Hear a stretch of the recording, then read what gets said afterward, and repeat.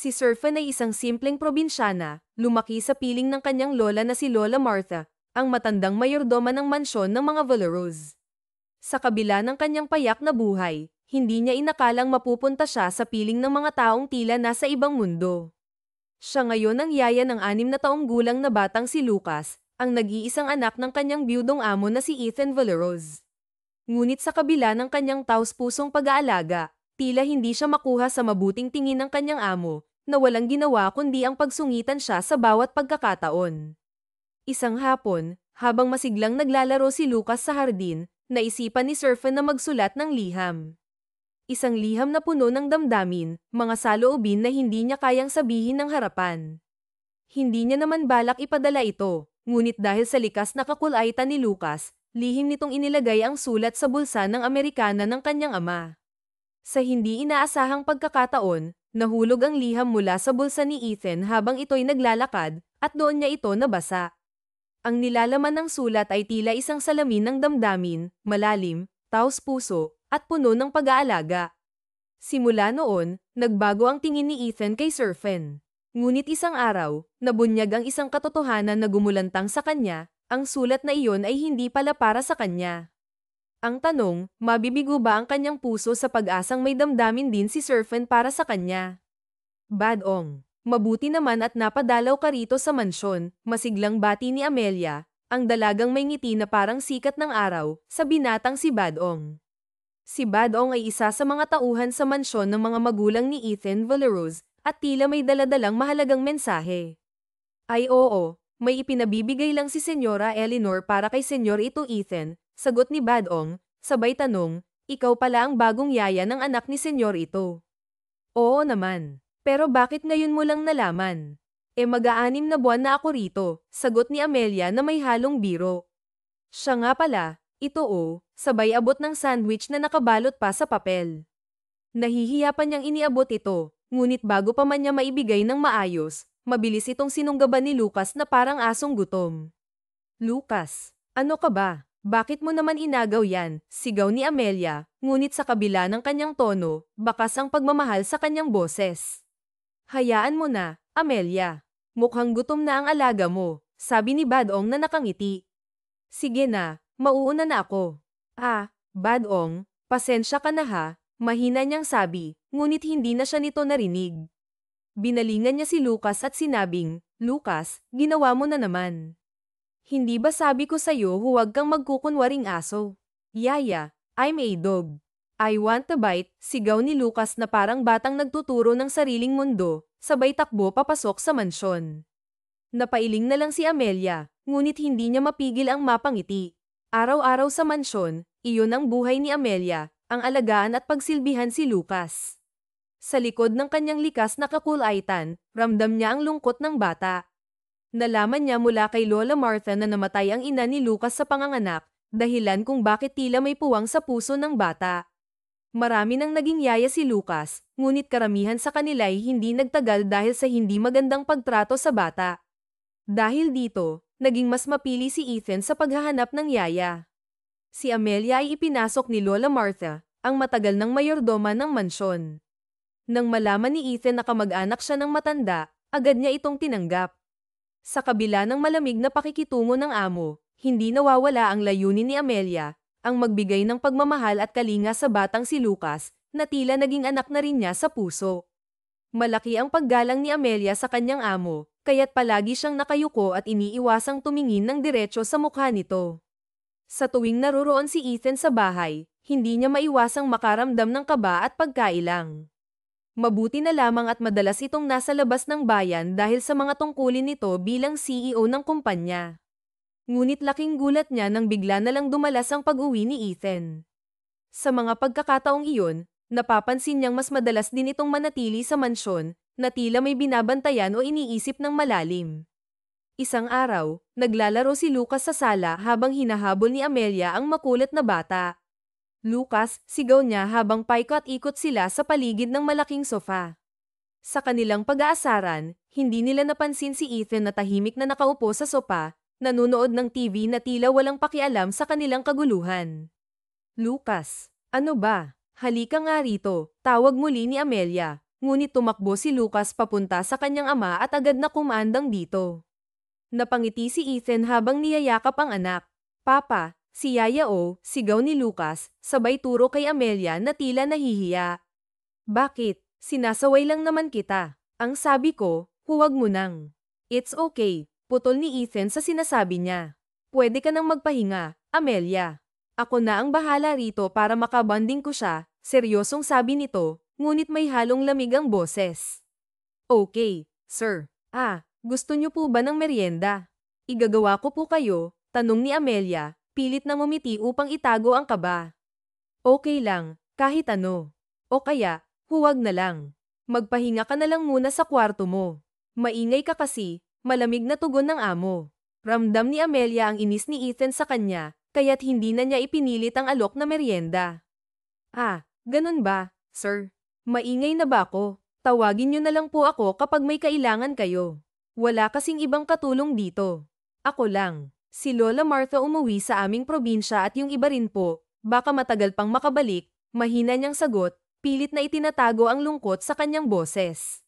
Ngunit hindi ito sumagot, tumalikod na lamang siya at dahan-daang nagtungo sa itaas. Sa kanyang kwarto, naupo siya sa kama at sinubukang magpahinga. Ngunit hindi niya maiwasang mag-isip. Muling sumagi sa kanyang isipan ang gwapong mukha ni Badong, ang boy sa mansyon ng ina ni Ethan. Napangiti siya nang maalala ang mga pagkakataong nagkakakwentuhan sila. Paano kaya ako mapapalapit kay Badong? Tanong niya sa sarili, habang tinitingnan ang bintana. Naalala niya noong nasa probinsya pa siya, kasama ang kaibigang si Gracia. Oo nga pala, mahilig kaming gumawa ng sulat para sa crush namin noon. Hala, sige. Mamaya gagawa ako ng friendly letter para kay Badong, bulalas niya, sabay tawa ng mahina.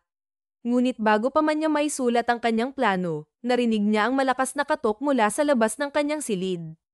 Amelia, pwede bang lumabas ka muna rito saglit? Malamig ngunit mahinang tawag ni Ethan. Oo, sir, mabilis niyang sagot, sabay tayo at patakbong nilapitan ang pintuan. Pagbukas niya, bumungad ang gwapong mukha ng kanyang amo. Agad siyang napayuko, pilit na iniiwasang tumingin. May kailangan ka ba, sir? Si Lucas nakatulog na magalang niyang tanong. Pwede bang bantayan mo muna siya roon sa kwarto ko? Mahinang tanong ni Ethan, ngunit bakas ang pagod sa kanyang boses. Oo naman po, sir. Sige, akong bahala kay Lucas. Aalis ka po ba? Tanong ni Amelia, pilit na pinapakalma ang sarili. Oo. May meeting ako kasama ng mga kliyente. At pwede bang huwag kang masyadong magalang? 30 pa lang ako, sagot nito, bahagyang nakakunot ang noo. Okay, sir. Wala namang problema sa akin, kaya lang po, baka hanapin ka ni Lucas. Tsaka, sabi mo sa kanya hindi ka aalis, nauutal niyang tanong, halatang kinakabahan. Miss Fina, pwede bang huwag kang maingay? Kaya ko nga pinapabantayan sa iyo ang anak ko dahil kailangan kong umalis para sa biglang meeting. Kaya sa halip na magdadaldal ka riyan, handa mo na lang pala yung mga gamit ko na nasa kwarto at ihatid mo sa akin sa kotse. Utos nito, sabay talikod nang hindi na siya tiningnan.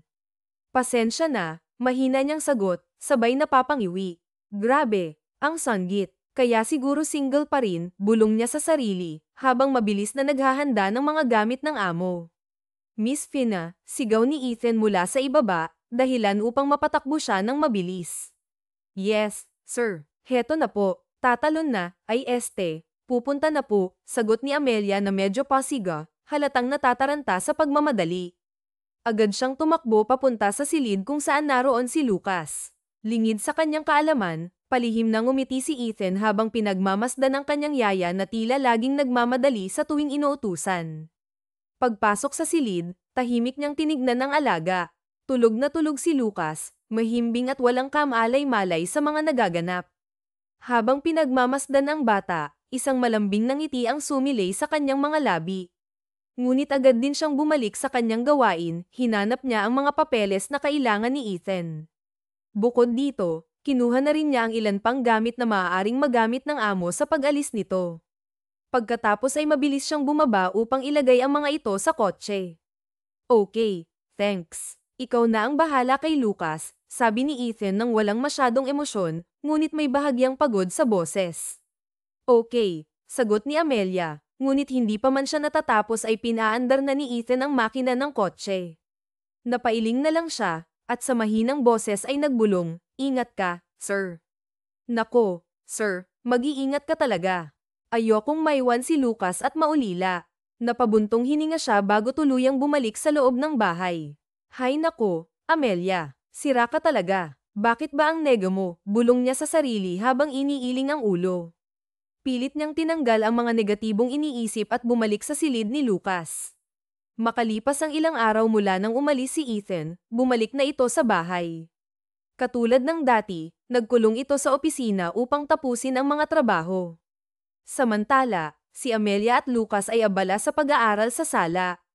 Mas gusto ni Amelia na doon mag-aral ang bata upang mas malaya itong makagalaw.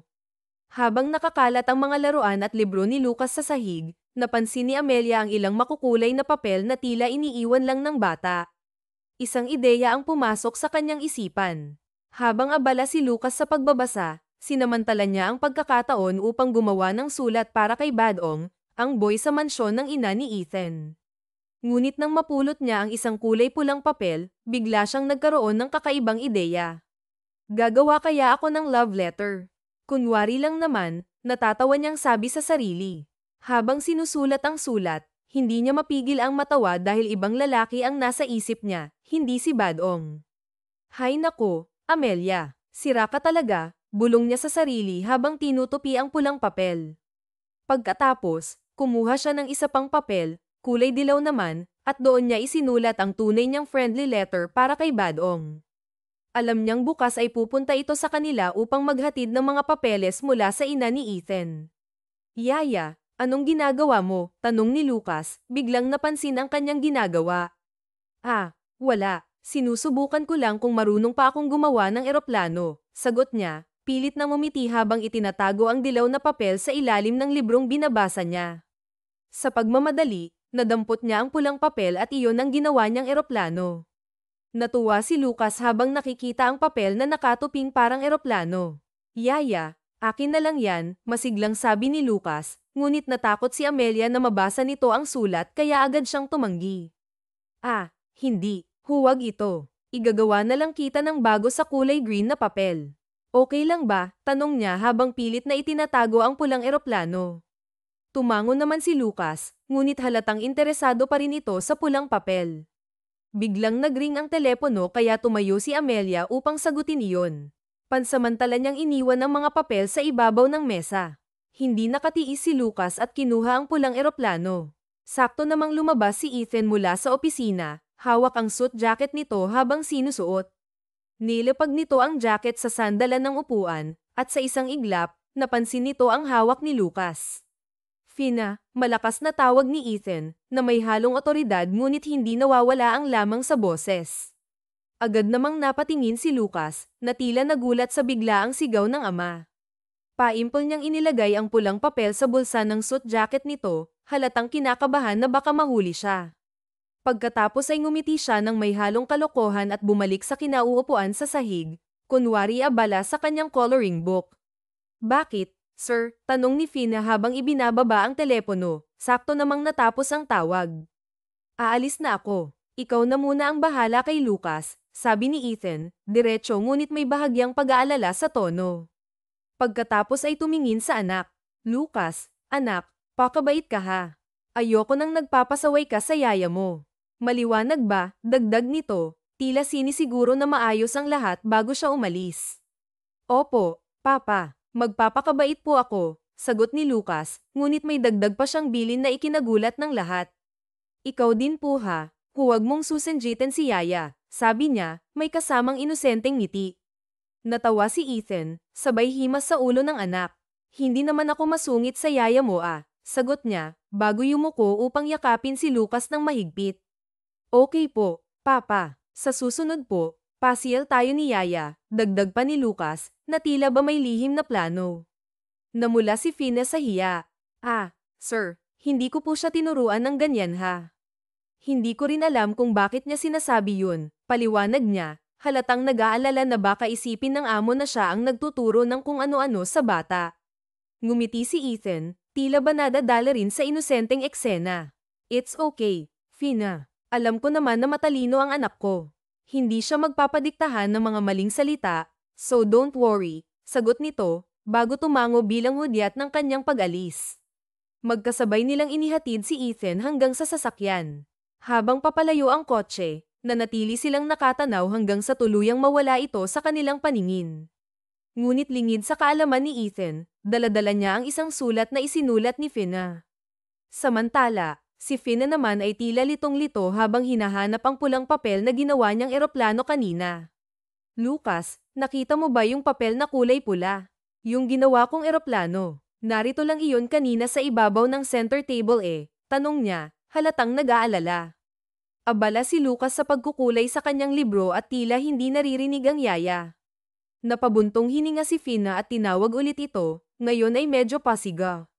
Lucas, wala po akong nakita, yaya. Nandyan lang po yun Baka po kinuha ng ghost, sagot ni Lucas, na halatang may tinatago. Ano, bulalas ni Fina, halatang naguguluhan. At bakit naman pag-iinteresan ng ghost na yun ang sulat ko, ay ang larwang eroplano. Sino ba siya? Tanong niya, pilit na inuunawa ang sinasabi ng bata. Napakamot sa ulo si Lucas, sabay ngiti ng pilyo. Yaya, malay mo gusto ng ghost na sumakay sa kulay red na eroplano, natatawang sagot nito. Ha, ano? Ano bang ibig mong sabihin? Bakit naman kukunin ng ghost ang eroplano? Hindi naman siya kakasya roon, sagot ni Fina, ngunit sinakyan na rin ang biro ng bata. Si Yaya naman, nagjo-joke ako, balik ni Lucas, natawa ng tawa. Hindi na nakapagpigil si Fina, sinunggaban niya ang bata at hinalikan sa batok, sabay kiniliti ito. Nauwi sila sa masayang harutan, at sa mga sandaling iyon, tila nalimutan na ni Fina ang tungkol sa pulang papel. Okay na, Yaya, pero para saan po ba ang papel na yun? Tanong ni Lucas, na may halong kaba sa kanyang boses. Hindi mapakali ang bata habang iniisip kung paano niya nailagay ang pulang papel sa bulsa ng suit jacket ng kanyang ama. Ngumiti si Rafina, pilit na itinatago ang kanyang pagkabahala. Wala lang yun. Hayaan mo na. Ang mabuti pa, kumain na tayo. Mamaya, gagawa tayo ng maraming eroplano, sagot niya, sabay tapik sa ulo ng bata. Napatingin si Lucas sa kanya, tila ba may nais pang itanong, ngunit tumango na lamang ito at sumunod sa yaya patungo sa dining area. Habang kumakain, biglang nagsalita si Lucas, na may halong inosenteng lamang sa kanyang tinig. Thank you po, yaya. Kasi ang bait mo po sa akin. Hindi mo po ako palaging sinisigawan at pinapagalitan. Mahal po kita, yaya, sabi niya, sabay yakap sa mga hita ni Rafina. Nanlambot ang puso ni Rafina sa mga sinabi ng bata. Kamantak na siyang maiyak, ngunit pinilit niyang ngumiti habang niyayakap din ito. Mahal din kita, Lucas, bulong niya, puno ng sinseridad. Samantala, sa opisina ni Ethan, katatapos lamang ng isang mahaba at nakakapagod na meeting. Habang naglalakad siya pabalik sa kanyang mesa, hinabol siya ng kanyang secretary na si Elisa. Sir Ethan, tawag nito, bahagyang hingal. Napalingon si Ethan at tumigil. Bakit? Tanong niya, bahagyang nagtataka. Sa inyo yata ito, sir. Nahulog yata kanina. Ito po, galing sa bulsa ng suit jacket nyo, sabi ni Elisa habang iniaabot ang isang pulang papel na nakatuping parang eroplano. Napakunot ang noo ni Ethan habang inaabot ang papel. Okay, thanks. Baka nailagay ko nga ito sa bulsa, sagot niya, bahagyang naguguluhan. Ngumiti si Elisa bago muling nagsalita. Napansin ko po kasi, sir, na may nakasulat sa papel. Baka po nami-miss na kayo ng anak nyo kaya inilagay niya ang sulat sa bulsa nyo, sabi nito, bago siya iniwan. Pagbalik ni Ethan sa kanyang opisina, hawak niya ang pulang eroplano. Naupo siya sa swivel chair at dahan-daang binuklat ang papel. Habang paikot-ikot ang kanyang upuan, nagsimula siyang magbasa ng nakasulat doon. Napagtanto niyang isa itong love letter, ngunit laking gulat niya nang makita ang pangalan ni Amelia, ang yaya ng kanyang anak. Napakunot ang noo ni Ethan, hindi makapaniwala sa kanyang nabasa. Talaga bang ginawa ni Rafina to? Gusto niya ako, bulong niya sa sarili, halatang naguguluhan. Hindi niya alam kung ngingiti siya o magagalit. Sa mga sandaling iyon, larawan siya ng isang taong may magulong damdamin. Makalipas ang 2 araw, masaya si Rafina habang naghahanda sa pagdating ng kanyang amo.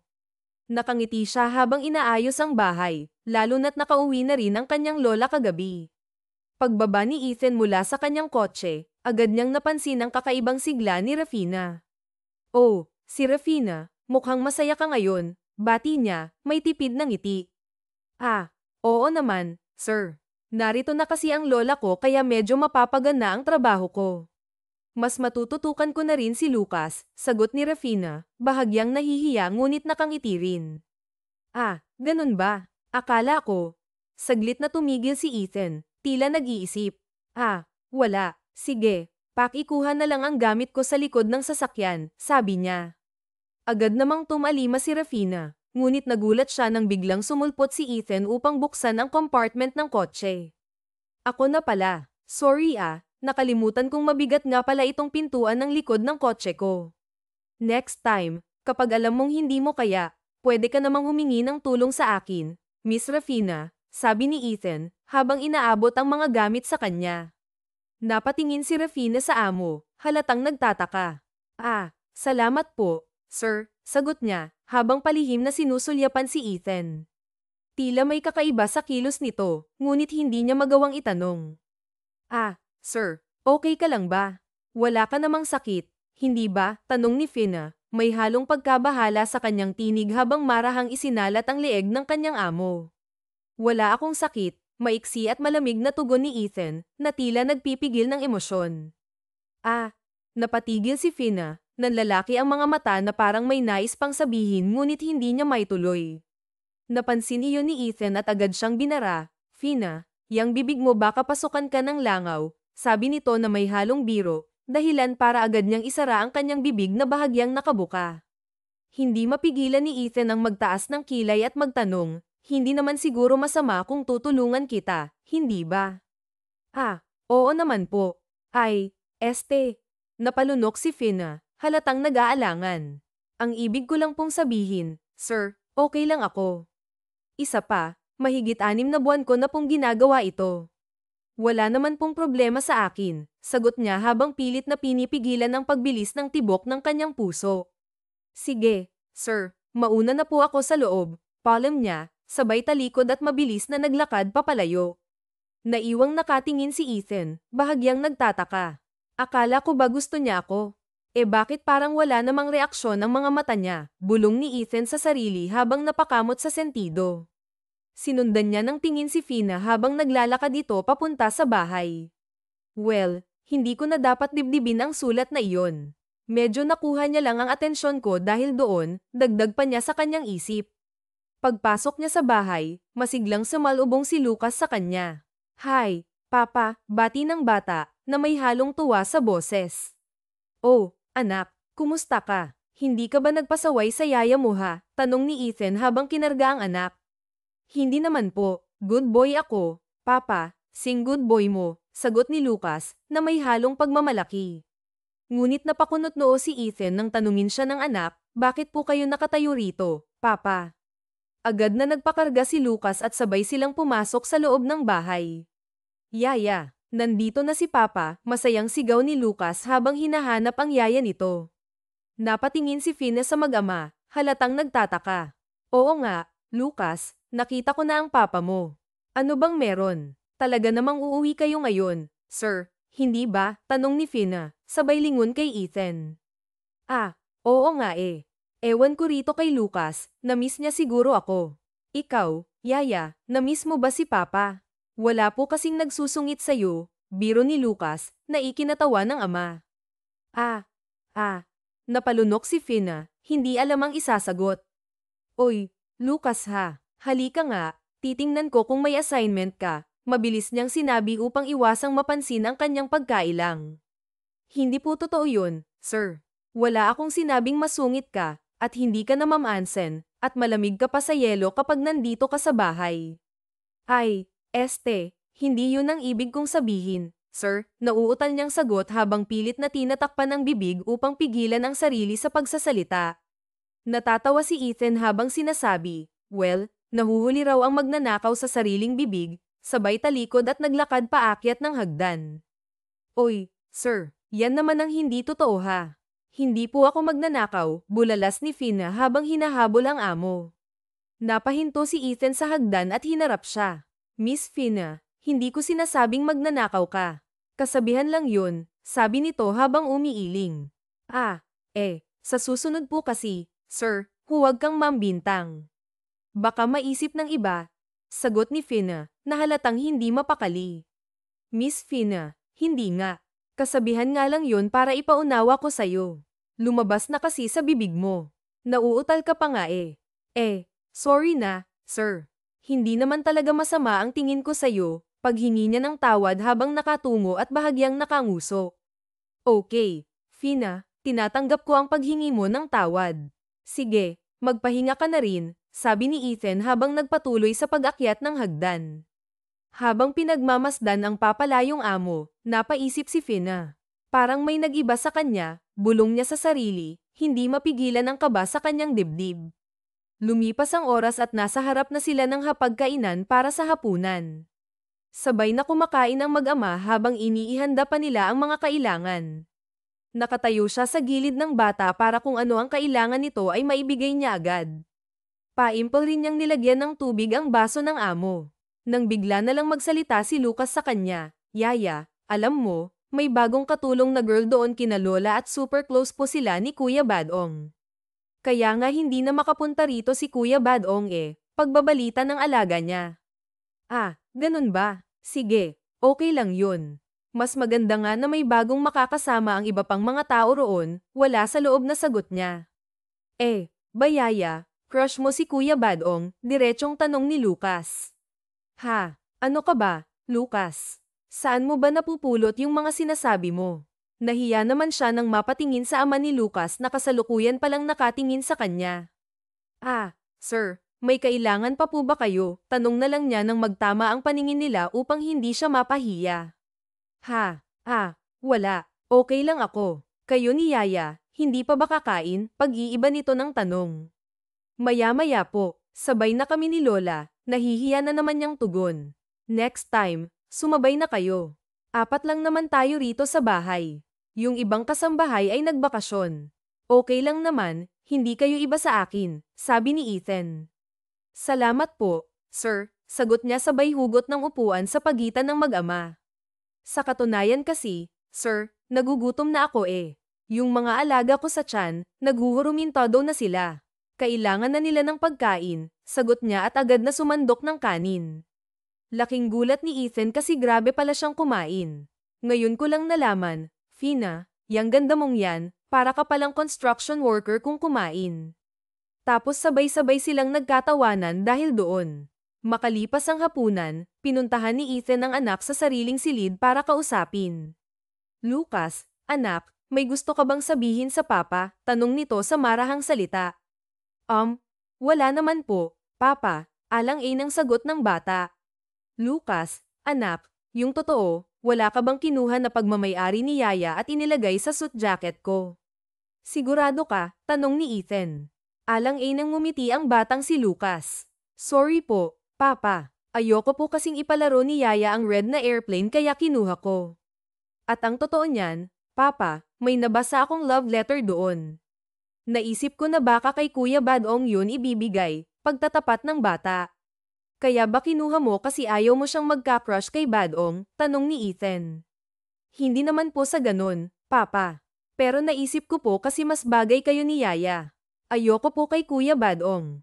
Ayoko siyang maging papa. Gusto ko ikaw ang papa ko kasi si Yaya ang mama ko Nag-promise siya na ang mama ko kaya ayoko siyang magkagusto sa iba, sabi pa ni Lucas. Ikinagulat ni Ethan ang mga salitang sinabi ng kanyang anak. Doon niya napagtanto na gusto na pala ng anak niya si Rafina bilang tunay na ina. Pero anak, paano kung si Badong ang gusto ng yaya mo? Wala tayong magagawa doon, sabi ni Ethan. Tapos niyakap ang anak. Agad na umiyak ang bata habang nakayakap sa ama. Papa, si Yaya Fina, siya ang mama ko. Sige na po, love-love natin siya. Sige na po, papa, sabi ng bata hanggang sa nakatulog na lang ito sa ganong kaisipan. Hindi inakala ni Ethan na maghahanap na si Lucas ng ina at sa katauhan pa ni Yaya nito nakita. Ang problema ni Ethan, Tila may iba ng gusto ang dalaga kaya ng gabing yun, lingid sa kaalaman ni Rafina. Nakapag-isip si Ethan ng ilang paraan para siya ang mapansin ng dalaga at hindi si Badong. Alam niyang mas higit siyang gwapo at maabilidad kaysa sa binatang si Badong. Ngunit alam din ni Ethan na may ibubuga nga si Badong pagdating sa mukha at pangangatawan. Bukod roon, alam niyang hindi nalalayo ang edad ng dalawa. Ngunit nabuo sa isipan ni Ethan na ayaw niyang masaktan ang anak niya at maranasan na naman nito ang pangungulila sa ina. Hindi naman yata mahirap mapaibig si Fina. Susubukan ko. Baka ako ang magwagi. Walang masamang sumubok, determinadong nasabi ni Ethan. Kinabukasan, nang magising si Rafina, nakahanda na ang ilang malita. Oo, sir, may out of town po ba kayo? Nagtatakang tanong niya. Ah, hindi. Doon muna tayo kina mama kasi gusto raw niya akong makasama. Pati na si Lucas.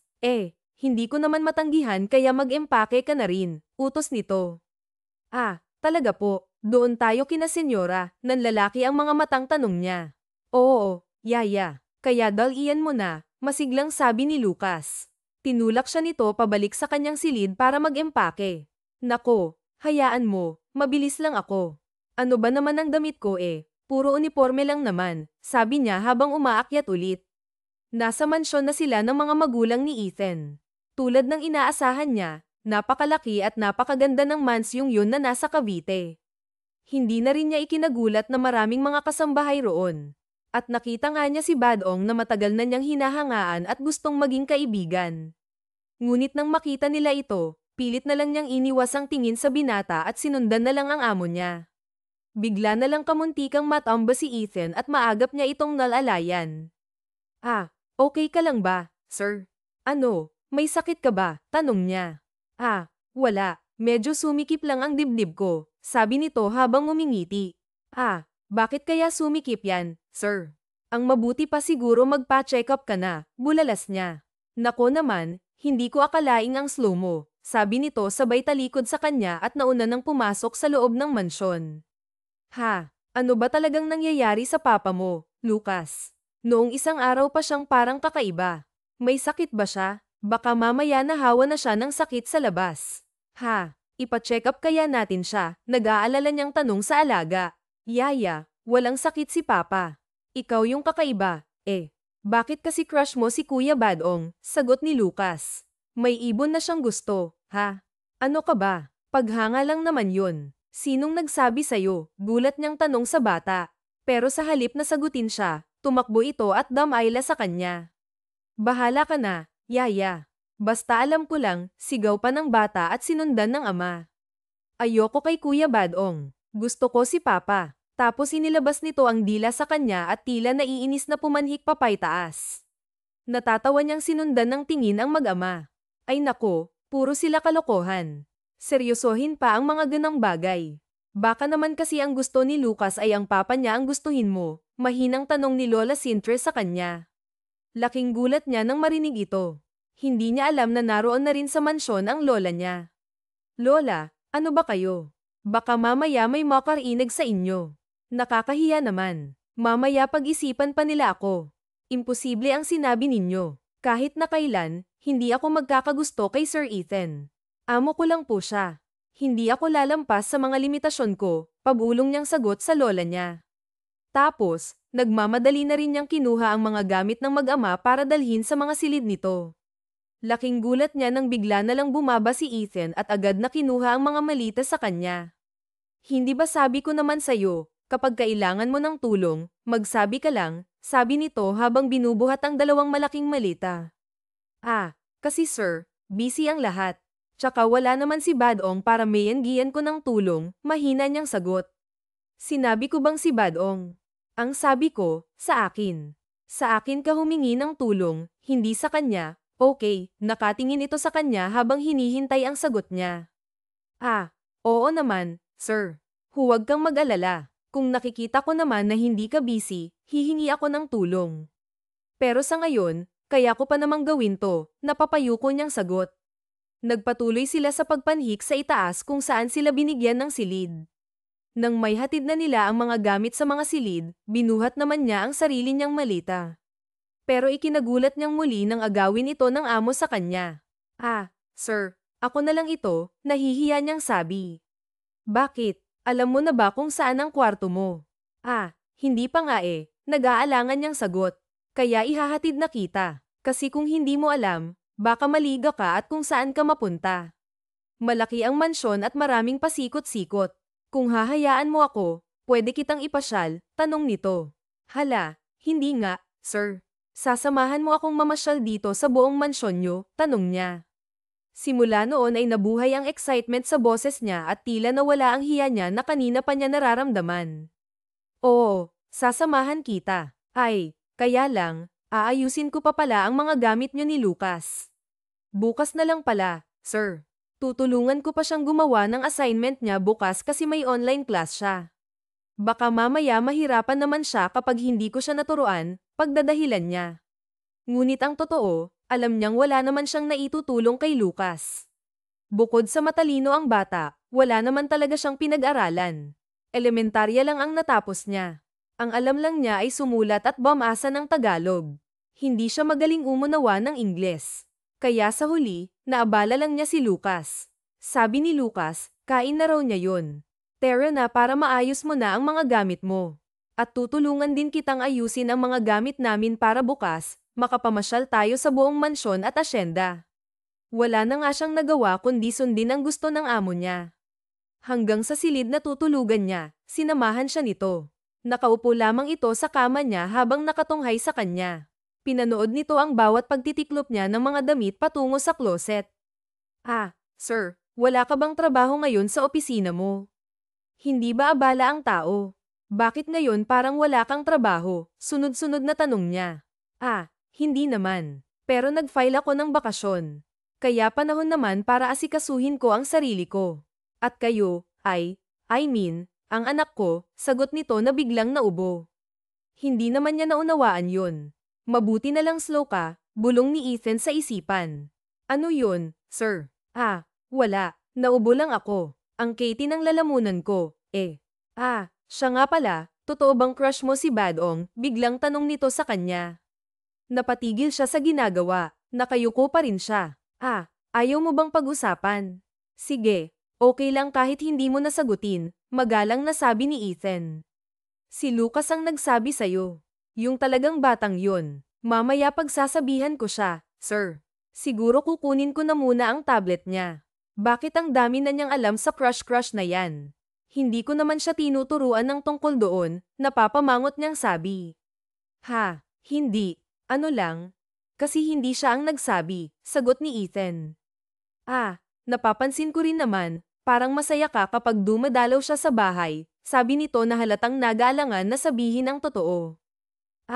Kasi sir, normal lang naman na magkagusto ang isang babae sa isang lalaki, hindi ba? Pero paghanga lang naman yun. Sa katunayan, gumawa ako ng sulat para sa kanya pero hindi ko na naman naibigay kasi biglang nawala, Makakalimutin na yata ako, sagot ni Amelia. Baka raw kinuha ng multo, kwento niya pa. Natawa ng malakas si Ethan. Natatawa siya sa anak niya at sa babaeng kaharap niya na ubod ng inosente. Ilang taon ka na nga, Fina? Ako, 24 na po ako. Pero hindi naman ako naniniwala sa mga sinabi ni Lucas. Sabi ko nga sa kanya, hindi totoo ang multo, sagot niya. Tumayo na si Amelia at sinara ang pintuan ng closet. Tapos na ako, sir. Tara na sa inyong kwarto para ayusin ko naman ang mga gamit niyong mag-ama, sabi niya nang walang pag-aalinlangan. Okay, tumayo na rin ito. Sabay silang lumabas ng silid niya at naglakad sa pasilyo papunta naman sa silid ng mag-ama. Nang may naalalang sabihin si Ethan, siya nga pala, Fina, salamat, ha? Kasi ano? No, bakit nagpapasalamat ka? Nagtatakang tanong niya. Kasi si Lucas lang naman talaga ang alaga mo at obligasyon mo. Pero kahit na kailan, hindi mo ipinaramdam sa akin na may limitasyon ang mga trabaho mo. Sorry, ngayon ko lang napansin ang lahat ng kabutihan mo para sa aming mag-ama, sabi ni Ethan. Ayos lang po yun, sir. 6 na buwan pa lang naman akong nagtatrabaho sa poder nyo. Nakakapanghinayang nga at hindi ako ang unang naging yaya ni Lucas noon. Kasi naging abala rin ako sa pag-aalaga ng nanay at tatay ko. Sabay kasi silang nagkasakit. Sinabihan na ako ni Lola noon na may aalagaan akong bata. Kaya lang, yun nga, hindi ko maiwan sina nanay at tatay. Pero nung nawala na sila, tsaka lang ako nakaluwas dito sa Maynila. Masaya ako kasi kahit na papaano, hindi pa uli ang lahat para sa amin ni Lucas, sagot niya. Sa atin din, sabi ni Ethan. I mean, sa atin bilang mag-amo. Hindi pa huli ang lahat para pasalamatan kita, napapakamot batok na namang sabi ni Ethan. Daman nito na pinamulahan ito ng pisngi. Ngunit hindi naman niya napansin iyon. Nagtataka nga ako at nawiwirduhan sa'yo, sir. Hindi ka naman ganyan dati. Dati kasi palagi kang masungit at tahimik. Kaya nga palagi akong nag-iingat kapag naroon ka. Ayoko kasing masigawan mo o kaya mainis ka sa presensya ko, tapat na sabi ni Amelia. Ganun ba? Hayaan mo, mula ngayon, magpapakabait na ako, sagot ni Ethan. Papa, bigla nilang narinig ang sigaw ni Lucas habang tumatakbong papalapit sa kanila. Hindi nila namalayang malayo na pala sila sa silid niya. Oh, anak, bakit? Tanong ni Ethan. Tapos napayuko si Lucas dahil may ibinulong ito sa ama. Papa, doon kayo dumaan sa kabilang hallway kasi si Kuya Badong naroon sa daraanan nyo kasama si Lola. Baka po magkita sila, bulong ni Lucas. Ah, ganun ba, anak? Mabuti sinabi mo, natutuwang nag-apiran pa ang dalawa. Kaya lang, huli na ang lahat at nakita na rin sila ng mga ito habang naglalakad at nag-uusap. Oh, ayun pala si Amelia, tinawag pa siya ni Doña Eleanor. Agad siyang napayuko bilang paggalang sa Donya. Magandang araw po, Senyora Eleanor, sabi niya, bahagyang nanginig ang mga kamay niya sa di malamang dahilan. Oh, mabuti naman at nakasama ka, Amelia. Alam mo, natutuwa ako sa iyo kasi ang laki na ng pinagbago ng apo ko, sabi ng Donya. Nako, pasensya na po kayo, Senyora. Kulang po ang kaalaman ko, lalo na sa pag-aaral. Hindi ko po gaanong natuturuan si Lucas, nagpapakumbaba niyang sabi sa ginang. Ngumiti ito ng simple sa kanya. Ikaw talaga, Amelia. Ayos lang iyon. Ang tinutukoy ko ay ang ugali ng apo kong ito. Nahimas nito ang ibabaw ng ulo ni Lucas bago muling nagsalita. Mas mabuting bata na siya ngayon at natutuwa ako dahil doon. Siya nga pala, mamaya may kasiyahan tayo sa hardin. Masaya ako't narito ang anak ko, kaya may kaunti tayong salo-salo kasama ng mga kasambahay natin dito. Tapos sa susunod na linggo, magkakaroon tayo ng swimming party at may ilang bisita siguro tayo, sabi pa ng senyora habang ibinabaling ang tingin kay Ethan.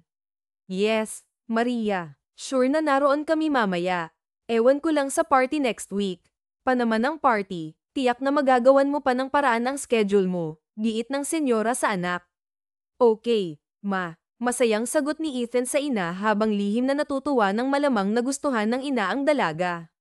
Mahalaga rin para sa kanila ng anak nito na magustuhan siya ng senyora. Mabuti naman talaga siyang tao, kinyulang lang sa kaalaman, lalo sa pagdating sa akademya. At alam iyon ni Ethan. Kaya nga tila nais nitong makipagkompetensya sa sarili nilang boy na si Badong. Habang nag-uusap ang mag-ina, nilapitan siya ni Badong at bahagyang hinayla sa kabilang dako para sila naman ang magkausap, bagay na hindi nakaligtas sa paningin ng mag-ama. Si Amelia, mabuti naman at mananatili pala kayo rito ng ilang buwan, tanong ni Badong. Oo nga eh, at least, magkikita tayo ng madalas, sagot ni Amelia. Ah, siya nga pala, may ibibigay ako sa'yo, ngunit, natigilan siya ng maalala, nawawala nga pala ang sulat na yun. Ay, wala pala, nasabi niya. Ah, ganun ba? Akala ko kung ano na yung ibibigay mo. Pero mabuti at narito na kayo. Sige na, kita na lang tayo mamaya sa hardin kasama ang lahat. Masaya ang party na yun, madalas gawin ni Senyora, sabi ni Badong. Nagpaalam ito sa kanya. Habang sina Ethan naman at ang ina nito ang nag-uusap sa di kalayuan, napansin din yun ng Donya. Ethan, anak, maganda si Amelia at gwapo naman si Badong. Pareho silang mabait. Kung isang araw ay magkagustuhan ang dalawa, papayag ka bang mangyari yun? Tanong ng matanda sa anak. Naubo naman ng malakas si Ethan. Ah, makati ang lalamunan ko, pag-iiba nito ng topic. Ethan, iniiba mo na naman ang usapan. Nakakahalata na ako, sabi ng ina. Kilala na nito ang anak at alam ang mga estratehiya nito kapag umiiwas sa isang usapan. Ma, sinagot ko naman ang tanong mo. Tsaka, hindi ko pa kaya na walang mag-aalaga kay Lucas. Baka mamaya, kapag nagkagustuhan sila, ilayo na niya si Fina sa atin. Kawawa naman ang anak ko, napalapit na kay Fina, sagot ni Ethan habang patuloy ang pag-ubo. Aba, bakit? Wala ka na bang balak na maghanap ng bagong magiging ina ni Lucas? Talaga bang yaya na lang ang mag-aalaga sa kanya? Nakakunot ang noon na tanong ng lola ni Lucas. Ngunit lalo lang nilakasan ni Ethan ang pag-ubo at nagpanggap na samed na samed. Habang si Lucas naman ay nakatunghay pa rin, bantay sarado nito sina Amelia at Badong. Ayaw nitong mangyari ang sinabi ng matanda. Ethan, ano bang nangyayari sa'yo? Tanong ng Donya. Ngunit palihim na sinenyasan ni Ethan ang anak para lapitan siya at si Badong. Tumakbo papalapit si Lucas sa kanya. Yaya, hindi mo ba nakikita ang papa ko? Inuubo siya. Kailangan kanya, ha? Sigaw ni Lucas. Bakit? Ano bang nangyayari kay Sir Ethan? Napalapit si Amelia sa amo at nakadama ng pag-aalala. Sir, anong nangyari sa'yo?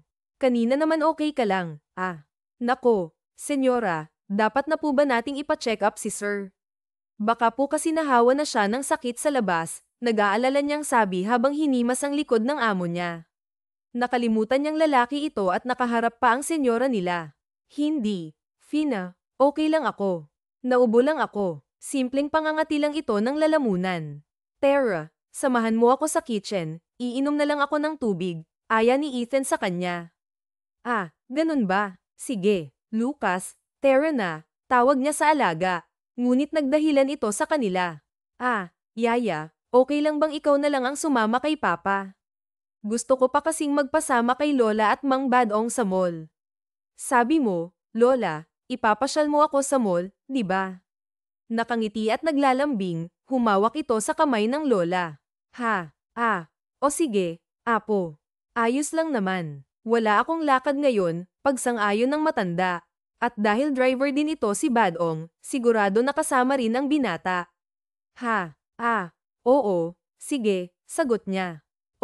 Sige na, Amelia. Tulungan mo na muna si Ethan at baka mamaya, ano na yung pangangati ng lalamunan niya. Siguruhin mo na hindi malalayan, utos pa ng senyora. Sinamahan nga niya si Ethan sa kusina ng mansyon. Pagdating doon, pinaupo niya ito at saka inabutan agad ng tubig mula sa fridge. Heto, uminom ka na muna, sir, sabi niya.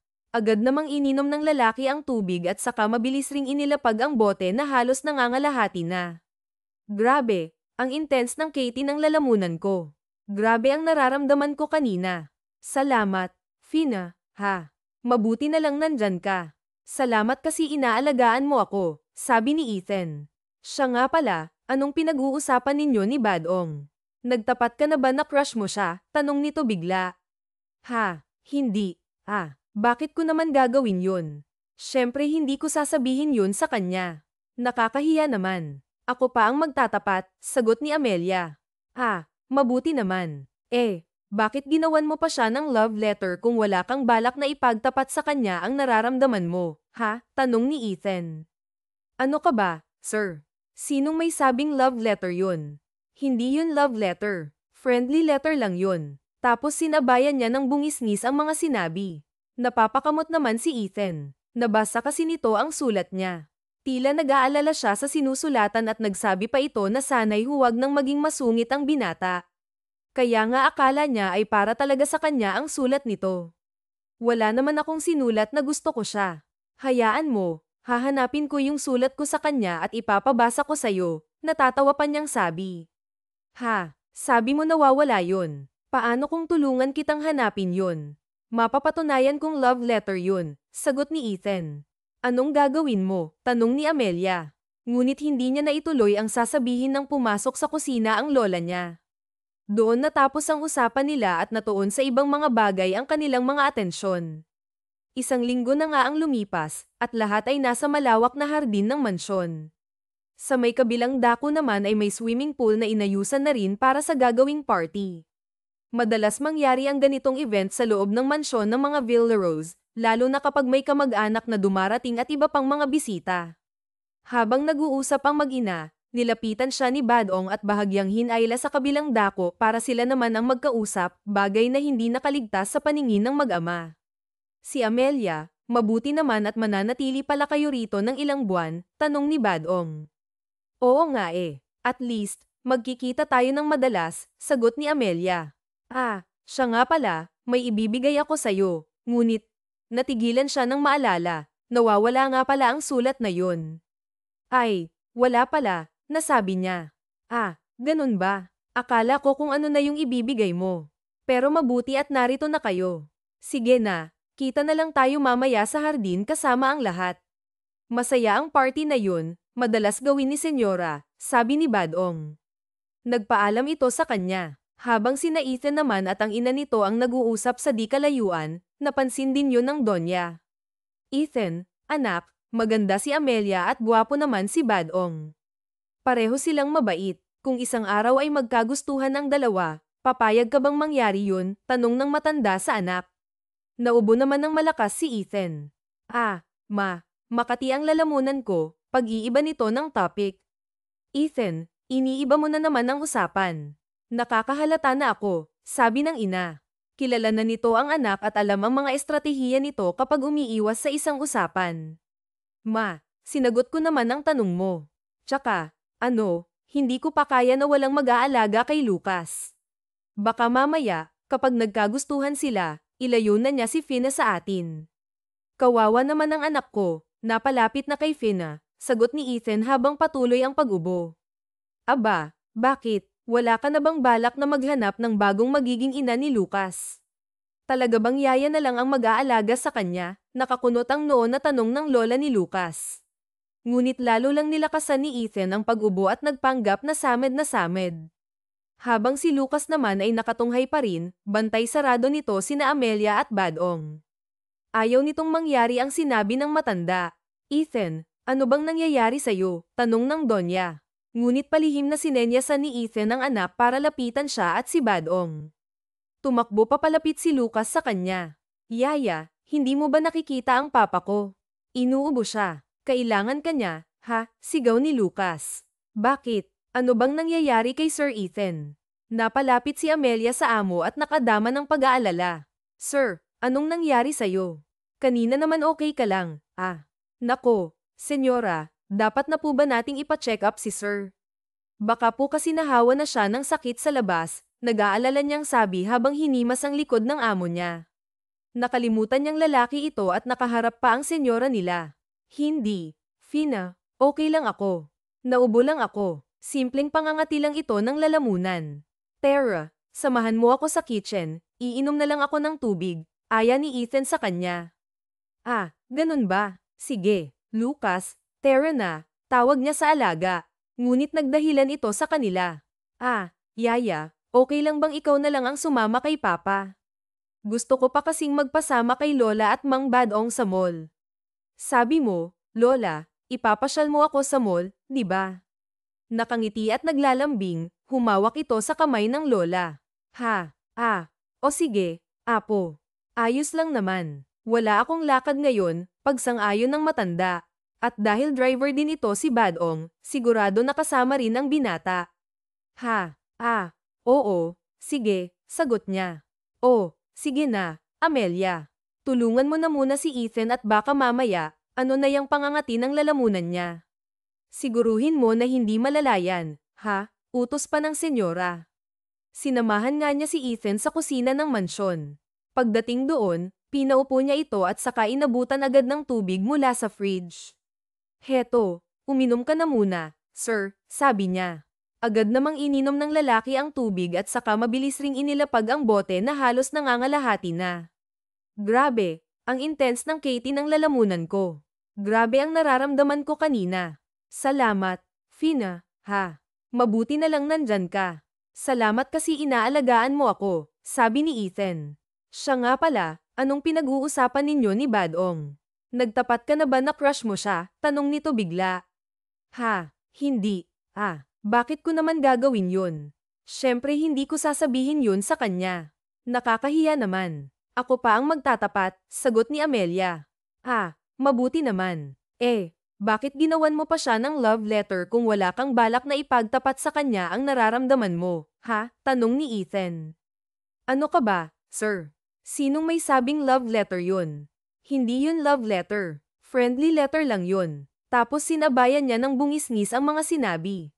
Napapakamot naman si Ethan. Nabasa kasi nito ang sulat niya. Tila nag-aalala siya sa sinusulatan at nagsabi pa ito na sana'y huwag nang maging masungit ang binata. Kaya nga akala niya ay para talaga sa kanya ang sulat nito. Wala naman akong sinulat na gusto ko siya. Hayaan mo, hahanapin ko yung sulat ko sa kanya at ipapabasa ko sa'yo, natatawa pa niyang sabi. Ha, sabi mo nawawala yun. Paano kung tulungan kitang hanapin yun? Mapapatunayan kong love letter yun, sagot ni Ethan. Anong gagawin mo? Tanong ni Amelia. Ngunit hindi niya naituloy ang sasabihin nang pumasok sa kusina ang lola niya. Doon natapos ang usapan nila at natuon sa ibang mga bagay ang kanilang mga atensyon. Isang linggo na nga ang lumipas, at lahat ay nasa malawak na hardin ng mansyon. Sa may kabilang dako naman ay may swimming pool na inayusan na rin para sa gagawing party. Madalas mangyari ang ganitong event sa loob ng mansyon ng mga Villarose, lalo na kapag may kamag-anak na dumarating at iba pang mga bisita. Yaya, yung ibang maid, nakapang swimming. Bakit ikaw po nakalegging sa t-shirt lang? Ganyan ka ba maliligo sa swimming pool? Tanong ni Lucas. Nako, Lucas, ha? Hindi ako magsusuot ng ganyan. Hindi naman sama-sama ang tingin ko sa kanila, pero kasi yaya mo lang naman ako. Hindi ako isa sa mga kamag-anak ninyo. Hayaan mo na sila. Sila na lang ang nakapang swimming. Ayokong magsuot ng ganyan, naiilang na sagot niya sa bata. Oo nga naman, senyor ito. Okay na rin yan. Baka mamaya, hindi naman marunong lumangoy ang yaya mo. Mas okay na hindi na lang siya maligo, sabi pa ng isa sa mga boy na naroon. Nagtawanan pa ang mga ito kasama ang ibang tagapaglingkod ng mansyon. Hindi ko naman kayo kinakausap, Sumbong ko kayo kay Lola, gusto nyo, naasar na sagot ni Lucas. Ay, hindi naman. Mabiro si senyor ito Lucas, pag-alo ng mga ito. Kayo talaga, hilig nyo kasing mang-inis, Kahit nagpapaparty si senyora, sa tingin ko, wala talaga akong karapatang magsaya ng 100%. Hindi kasi natin alam ang mga maaaring mangyari, sabi ni Amelia. Bukod sa kanila, may ilang malalapit na kamag-anak ang nagpunta sa party na iyon. Ikinagulat ni Ethan ang pagdating ng ilang kamag-anak nila na may kasama pang ibang tao, anak raw ng isang mayamang negosyante at balak palang airto sa kanya. Ilang sandali pa nga't nagkakasiyahan na. May malakas na tugtugan at nadagdagan ng ingay dahil sa ibang bisita ng lola niya. Dahil doon, hindi niya tuloy malapitan si Amelia at ang anak niya. Samantalang nakatayo lang si Amelia sa tabi ng mesa nila ni Lucas, may isang babaeng nakatupi lang ang lumapit sa kanila ni Lucas at hinahanap si Ethan. Hey, ikaw pala si Lucas, nasaan ang papa mo? Tanong ng babae. Bakit po? Nandoon po siya, kausap ng lola ko, sagot ng bata. Pinuntahan naman yun ng babae. Nagulat siya nang izamiran siya ng babae sa di malamang dahilan.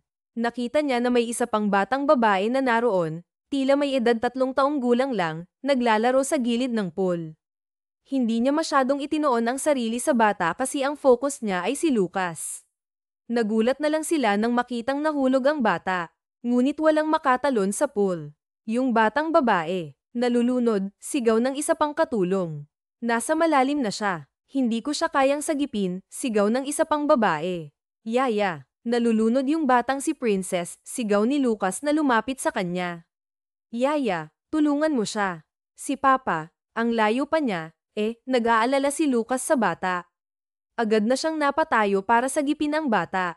Tumakbo siya, napalapit sa swimming pool, at mabilis na tumalon para sagipin ang batang nalulunod. Lahat ay nag-aalalang naglapitan malapit sa pool. Anak, nasaan ang yaya mo? Tanong agad ni Ethan nang makalapit sa anak. Papa, sinagip niya yung batang nalulunod, umiiyak na sabi ni Lucas. Niyakap na lang ito ng ama habang nag-aabang sila na makalapit na ang bata at si Amelia sa hawakan ng swimming pool. Nako, dali, tulungan niyo sila, utos ng senyora at nagpatawag na agad ng medical assistant para alamin ang lagay ng batang nalunod. Nang naiahon na niya ang bata, agad na binuhat yun ni Badong at nilapatan naman ng nurse ng paunang lunas. Mabuti na lang at naroon ang personal nurse ng lola ni Lucas. Mama, next time, be strict sa ganitong party. Wala dapat bata maliban kay Lucas, galit na sabi ni Ethan. Tapos binalutan niya si Amelia ng tuyong tuwalya. Okay ka lang, Fina? Tanong nito sa kanya. Okay lang ako, sir. Yung bata po ang dapat nating unahin, sabi niya habang nanginginig dahil sa lamig. Okay na sila. Nakuha na siya ng mga magulang niya, sagot ni Ethan. Tapos bigla na lang niyang binuhat si Amelia, ikinagulat nito. Bumaling ito sa anak. Lucas, let's go. Doon na tayo sa silid natin, utos nito habang buhat si Amelia. Pero, Ethan, narito si Sofia. Hindi mo man lang ba siya papansinin? Tanong ng tiyahin niya. Oo nga naman, anak, sabi rin ni Ginang Eleanor. Mama, dapat niyong maunawaan. Ang babaeng pakakasalan ko o mamahalin ay yung babaeng kayang mahalin na parang tunay na anak ang anak ko. Kasi kung hindi, magkakaproblema lang kami. Mahalaga sa akin ang kapakanan ng anak ko, mariing sabi ni Ethan na ikinagulat ng lahat. Matapos sabihin yun, tumalikod ito, dala si Amelia sa mga bisig nito, kasunod si Lucas. Umalis sila sa hardin at pumanhik sa kanilang silid. Hinatid nila si Amelia sa kanyang silid at inilapag sa kama. Okay na ako rito, sir. Pasensya na kayo dahil kinailangan mo pang iwanan ang mga bisita. Kaya ko namang maglakad papunta rito sa kwarto ko, sabi niya. Hindi, Fina. Alam mo, nagpapasalamat ako kasi niligtas mo yung bata. Pero wala kang ang narinig na anuman pasasalamat mula sa mga magulang. They did not deserve your kindness, mariin at mahinhin ngunit galit na sabi ni Ethan. Sir, kumalma ka, biro pa niyang sagot sa amo.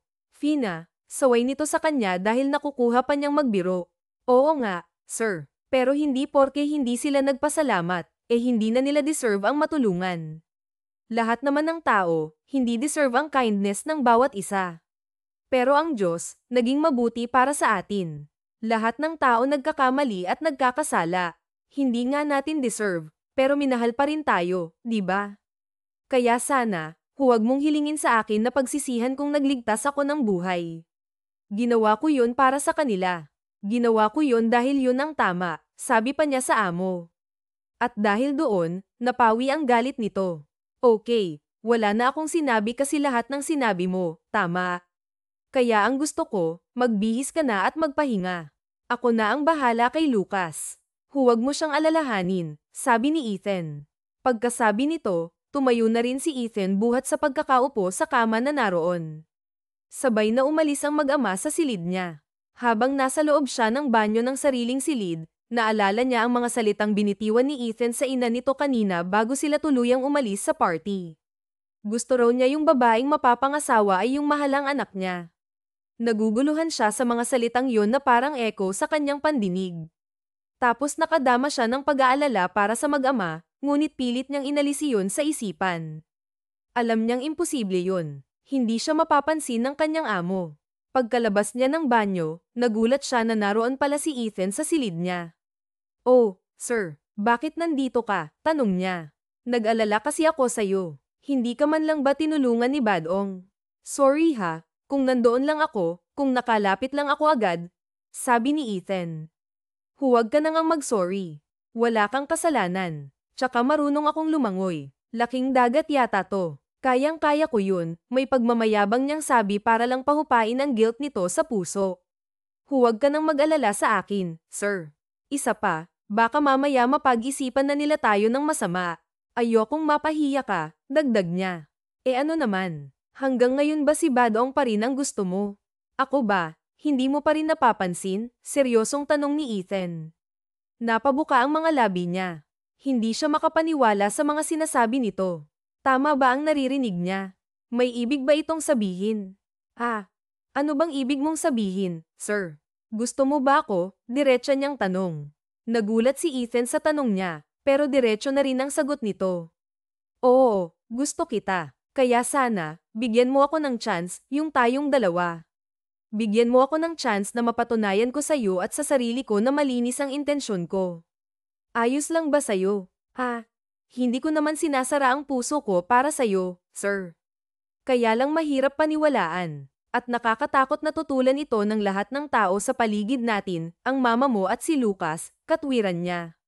Gusto ka ni Lucas. Nangako ka raw sa kanya na ikaw ang magiging mama niya. Totoo ba? Tanong ni Ethan. Naguluhan siya sa tanong nito. Wala siyang maalala na sinabi niya ng diretso sa bata ang mga salitang yun. Pero naalala niya, nang minsang magkasakit si Lucas, ipinangako nga niya at sinabi niya na siya muna ang mama nito habang wala pang nahahanap na ina ang ama nito. Ah, sinabi ko yun noong may sakit siya. Nagdidiliryo kasi siya noon. Naaawa ako kasi nagtatawag siya ng mama. Hinawakan ko ang kamay niya at sabi ko, ako na muna ang mama niya habang wala ka pang nahahanap. Pero kung dahil doon, hindi lang dahil doon. Marami pang dahilan. At isa pa, kapag nagmamahal tayo, hindi naman natin kailangan ng maraming dahilan, hindi ba? Kaya lang, magsisinungaling ako kung sasabihin kong hindi ko nakita ang magagandang katangian mo. Kaya sana, bigyan mo ako ng chance, sabi ni Ethan. Gabing iyon, matapos ang usapang iyon, kapwa sila hindi pinatulog ng mga nalaman nila sa isa't isa. Napabangon siya at hinanap ang isang pahabang kahon kung saan niya inilalagay ang mga sulat niya tuwing nalilito siya o may pinag-iisipan. Doon niya rin pala inilagay ang ginagawa niyang sulat para kay Badong. Ito pala yung friendly letter na ginawa ko para kay Badong. Gusto ko siyang maging kaibigan. Kasabay ng konting bagabag nga, mag-isa ako bilang yaya. Si Lola lang ang kasama ko sa bahay ni na Ethan. Si Badong, yung palagi kong nakakausap at nakikita na alam kong ka-level ko. Hindi ako naiilang sa kanya. Kaya gusto ko siyang maging kaibigan. Pero hindi ko rin naibigay ang sulat na ito, sabi niya. Tapos naalala niyang nakagawa rin siya ng sulat para kay Ethan, pero nawawala ang sulat na yon. Hindi niya alam kung saan napunta. Doon pa naman ay naisulat niya ang tunay na saloobin niya para sa ama ng kanyang alaga. Saan ko kaya nailagay yun? Naguguluhang tanong niya. Kinabukasan, maaga niyang pinuntahan ang silid ni Lucas. Pagpasok niya sa silid ng alaga, nakita niyang natutulog ito. Naupo siya sa gilid ng kama habang pinagmamasdan ang inosenteng mukha nito. Sayang, Lucas, hindi ako naging mama mo, yaya mo lang ako. Pero kahit na ganun, mahal naman kita at habang buhay kitang mamahalin. Sige, payag akong maging mama mo. Pero kapag nakahanap na ang papa mo ng babaeng mas karapat-dapat sa akin, tsaka kita ipaubaya sa kanya, sabi niya ng mahina habang hawak ang kamay ng bata. Nakahanap na ako. Kaya lang, ayaw pa niya yatang pumayag, sabi ng tinig ni Ethan na hindi niya akalaing naroon na rin pala. Patay ang ilaw sa bahaging iyon ng sopa kaya hindi niya napansin na nakaupo pala roon si Ethan. Ah, naririto ka na pala, pag-ulat niyang tanong. Oo, kagabi pa. Hindi ako makatulog matapos nating mag-usap kaya nandito lang ako buong magdamag, binabantayan ka, kung talagang tutuparin mo ang pangako mo. Hindi yun tama. Hindi tama na pumayag lang ako sa gusto mo dahil gusto mong bigyan ng ina si Lucas. Alam kong mahirap makahanap ng babaeng magmamahal sa kanya ng totoo habang minamahal ka rin ng babaeng yun. Tama ka, kailangan kanyang mahalin kung sino rin ang mahal mo. Pero hindi yun tama para sa ating dalawa. Ed, sikapin nating maging tama, sabi ni Ethan. Ito nga pala ang sulat mo para kay Badong. Alam ko na ang lahat ng nakalagay rito, pero wala ka namang sinulat na pangalan sa papel na ito. At habang binabasa ko, paulit-ulit kong naiisip na para sa akin ang sulat na ito, sabi ni Ethan habang hawak ang kulay pulang papel. Napatakip siya sa kanyang bibig. Hindi yan ang sulat ko para kay Badong, bulalas niya. Inilabas niya mula sa kanyang bulsa ang kulay dilaw na papel. Ito yun, dagdag niya. Kung ganun pala, para kanino ang sulat na ito? Napapataas ang kilay na tanong ni Ethan. Nauutal niyang sabi, ngunit hindi na niya nagawang sagutin. Sa halip, nabitawan niya ang papel at napatakbo palabas ng silid. Hindi niya magawang sabihin na ang sulat na iyon ay para talaga sa amo at hindi kayang aminin ng diretso yun. Naiwang napapangiti si Ethan. Alam na niya ang tunay na sagot. Ilang araw pa ang lumipas buhat nang mangyari yun. Sa tuwing magkakasalubong, pareho silang hindi magkatinginan. Si Ethan, nakaupo sa sopa habang nakatunghay kay Lucas na naglalaro sa lapag ng kanilang sala. Hindi niya maunawaan, pero pakiramdam niya may isang pares ng mga mata ang kanina pa nakatingin sa kanya. Hindi niya alam na naroon na pala sa may gilid niya ang ama ni Lucas at nagsesenyasan ang dalawa. Yaya, may ipis, biglang sigaw ni Lucas sabay turo sa lapag. Agad siyang napatayo. Nasan, malakas niyang sigaw. At hindi niya akalain na mapapakapit siya sa braso ng binata. Hindi niya gustong gawin yun, pero si Ethan tila nagustuhan nito ang pagkakapit niya. Nasan ba yung ipis? Nasan? Tanong niya. Sorry, sabi ni Ethan habang natutuwa. Dahil natatakot pa rin siya, hanggang sa buhatin na naman siya nito. Ah, sir, ibaba mo na ako. Wala na yung ipis eh. Ibaba mo na ako, please, pakiusap niya. Ngunit hindi siya nito ibinaba. Ethan, ano't palagi mong buhat ang yaya ng anak mo? Pagalit na tanong ng isa sa mga tiyahin nito, kasunod ang ina ng lalaki. Nabigla silang tatlo at naibaba naman siya ni Ethan. Siya naman ay natahimik. Ah, pasensya na po kayo, senyora. Ano po kasi, may ipis. Shut up, Amelia. Hindi ko akalain na magagawa mong akitin ang pamangkin ko. Hindi porke byudo siya papatol na lang siya sa isang yaya at sa katulad mo pang walang pinag-aralan, sabat na bulalas ng tiyahin ni Ethan. Laking gulat nila nang sabihin yun ng Auntie Vivian ni Ethan na inalagaan pa ng batang sinagip niya buhat sa pagkalunod. Auntie, hindi naman yata tama yan, sabi ni Ethan sa tiyahin. Panghahamak na yan at nasarapan pa kayo ng mga bata, dugtong ng ama ni Lucas. Ah, Ethan, totoo namang hindi kami makapaniwala. Sa katunayan, ipapakilala ka na namin sa anak ng mayaman para mapakasalan mo. At itong si Amelia naman ay ipagkakasundo namin kay Badong, sagot ng tiyahin. Auntie, sa halip na magpasalamat ka kay Amelia, hinahamak mo pa ang pagkatao niya. At sino naman po kayo para pakialaman ang love life ni Amelia? Ipagkakasundo niyo siya kay Badong. Nabili niyo na ba ang pagkatao niya? Galit na sabi ni Ethan. Pero, Ethan, anak, sabat ni Senyora Eleanor. Hindi po, Maria, mali yan. Kahit na kailan, hindi po ninyo ako pinilit. Alam ko pong nasusolusyonan po kayong karapatan na diktahan ako kung sino ang pipiliin ko na maging ina ng anak ko. Ako lang po ang may karapatang magdesisyon nun, tuwirang sagot ni Ethan. Tapos biglang kinuha nito ang isa sa mga palapulsuhan niya at saka sinabi, pakakasalan ko po si Amelia, tahasang sabi ni Ethan na ikinagulat niya rin. Sir, bulalas niya, ngunit mahigpit siyang hinawakan ni Ethan sa kamay. Yaya, pumayag ka na. Nag-promise ka sa akin na ikaw na ang magiging mama ko, sabi ni Lucas sabay yakap sa hita niya. Ah, Lucas, ano? Ano kasi Nauutal niyang sagot. Anak, napaka-unfair mo naman kay Amelia kung gagawin mo yan. Huwag mong gawin yan nang dahil lang sa anak mo. Hindi mo naman siya mahal tapos pakakasalan mo siya, nasabi ni Ginang Eleanor. Yes, tama ka, Mama.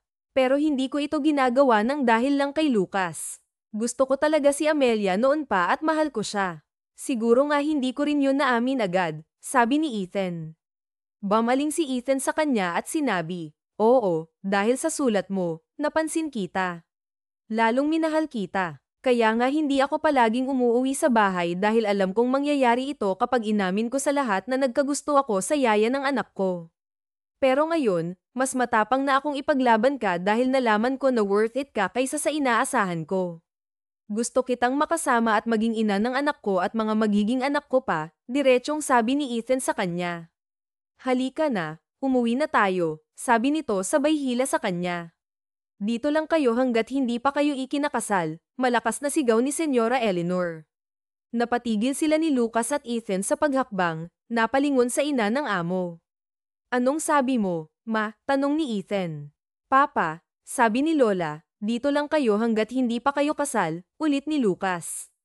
Talaga, Ma, papayag ka nang pakasalan ko siya. Sigurado ka, wala naman akong magagawa para hindi kayo matukso. Kailangan ninyong manatili rito hanggang sa maidaos na ang kasal ninyo. Payag na ako. Isa pa, nakikita ko naman na tunay at tapat kung magmahal itong si Amelia, sabi ng senyora. Pero ate, papayag kang ikasal ang nag-iisa mong anak sa babaeng niyan. Ano bang maitutulong niyan sa negosyo ninyo? Sige nga, Sabel, tanong ng tiyahin. Unang-una, hindi ko ipangangalandakan siya. Kaya na niyang patakbuhin ang negosyo niya nang siya lang at hindi kailangang magpakasal sa sinumang mayamang babae. Kinabukasan at buhay ng apo ko, si Lucas, ang nakasalalay sa pagpili namin sa babaeng magiging asawa niya at ina ng apo ko. At nakita kong good influence si Amelia sa apo ko kaya payag akong mapakasalan siya ni Ethan, katwiran pa ni Senyora Eleanor. Sa puntong iyon, hindi siya makapagsalita. Hindi niya alam kung dahil ba sa saya o dahil hindi siya makapaniwala na ganoon na lang siya tatanggapin ng pamilya Villarose. Dati ang akala niya, mababa lang ang tingin sa kanya ng mga ito kasi nga yaya lang siya ni Lucas. Pero mali pala siya, mali na naging mababa ang tingin niya sa kanyang sarili. Samantalang nakalabit naman ni Lucas ang ama dahil nakita nitong umiiyak siya. Amelia, I'm so sorry.